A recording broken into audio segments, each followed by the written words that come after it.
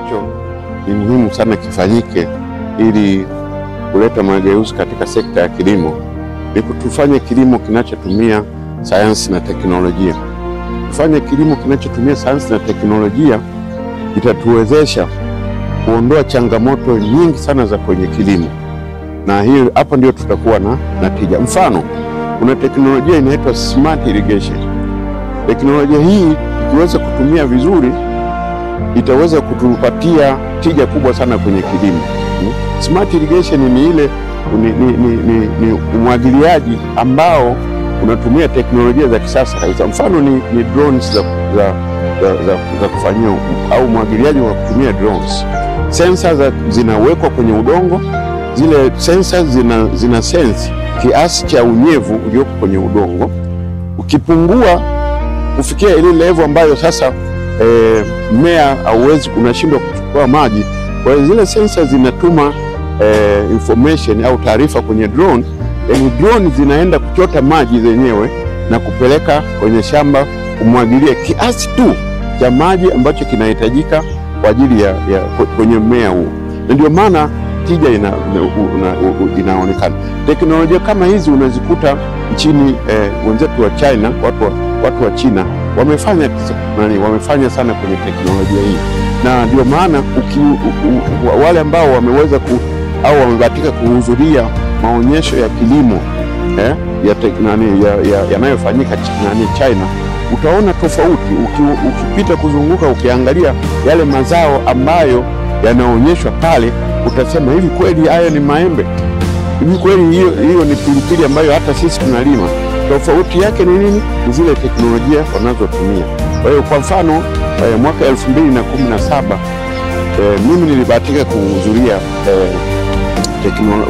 maonyesho ya kilimo ambayo yalifanyika China, na niweza kuona ni namna gani teknolojia zinaleta tija. Kwa hiyo na nyinyi naomba mfuatilie hii video, mtaona au mtashuhudia hayo ninayosema, na kuanzia hapa na hayo ninayosema, na sisi tukifanya hivyo tutaweza kubadilisha kilimo cha nchi na kitaleta tija na kitatuingizia fedha nyingi sana za kigeni, lakini pia mapato ya wakulima wadogo wakati na wakubwa yataongezeka na uchumi wa nchi utaongezeka.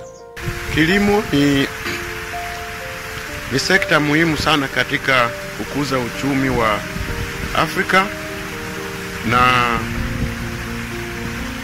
kutokana na takwimu za Benki ya Afrika kwa mwaka huu 2017, kilimo kinachangia 55% ya ajira, yani kilimo kinaajiri 55% ya nguvu kazi. Lakini mchango wa kilimo katika kukuza uchumi wa Afrika, yani GDP, ni 15%. Kwa hiyo hii asilimia ni ndogo sana. Kwa nini? Hii inaonyesha kwamba uzalishaji ni mdogo, na vile vile kumekuwa na ufinyu wa ongezeko la thamani katika mazao yetu. Lakini katika Afrika tuna kitu kinaitwa African Science Agenda for Agriculture. Hii ni mkakati ambao unahimiza matumizi ya sayansi na teknolojia katika kuongeza tija, kuleta tija katika kilimo na kuongeza uzalishaji. Kwa hiyo mkutano huu ambao unafanyika hapa Haikou hapa China, jijini China, hapa nchi ya China, kwa mwaka huu 2017, mkutano wa 4 wa ushirikiano kati ya China na Afrika katika nyanja ya kilimo. Ni mkutano muhimu sana ambao unaleta pamoja teknolojia za China.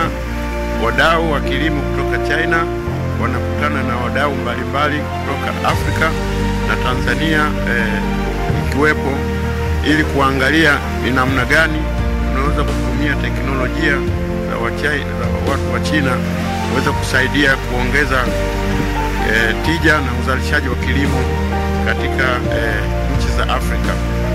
Na katika mkutano huu tumesikia mambo mengi. tumejadili mikakati mingi ya ushirikiano kati ya Afrika na China, na mkutano huu ulifuatiwa na maonyesho ya kilimo ambayo katika maonyesho haya tumeweza kuona bidhaa mbalimbali za kilimo ambazo zimetokana na teknolojia za China. Na maanake ni nini? Maanake ni kwamba kama nchi za Afrika ikiwemo Tanzania tukiweza kutumia teknolojia zao, basi tunaweza kufikia uzalishaji ambao wao wameufikia. Kwa kweli teknolojia zao ziko juu, hata mazao yao ya kilimo ni bora na ni mengi, na wanaweza kufanya hivi kwa sababu ya matumizi ya sayansi na teknolojia katika maeneo yote ya kilimo, kuanzia utafiti, kuanzia usindikaji, kuanzia packaging na usafirishaji. Kwa hiyo maeneo yote yule mnyororo mzima wa thamani ya mazao wanatumia teknolojia za hali ya juu. Kwa hiyo na sisi tumejipanga, tumejifunza mambo mengi ambayo tunaweza kufika nyumbani, kushirikiana na serikali, kushirikiana na wadau mbalimbali pamoja na wafanyakazi na wafanya biashara, basi tutaweza kufanya mambo makubwa. Lakini vile vile tumeona nini, kwamba Wachina wameonyesha nia ya kufanya biashara na Tanzania, hasa katika mazao ya kilimo ikiwepo muhogo, na kwa hiyo hii ni fursa nzuri kwa wakulima wa muhogo wa Tanzania kuweza kuchangamkia na soko hilo. Faida ni kubwa. Faida ya kwanza ni kwamba ukilinganisha na nchi kama Nigeria, Tanzania tuna faida, tuna fursa nzuri ya kuleta muhogo China, kwa sababu inatumia kama masaa 21 kutoa muhogo kutoka Tanzania na kuleta China, na kuna punguzo kubwa la kodi katika uingizaji kwa wafanyabiashara ambao wataingiza muhogo nchini China.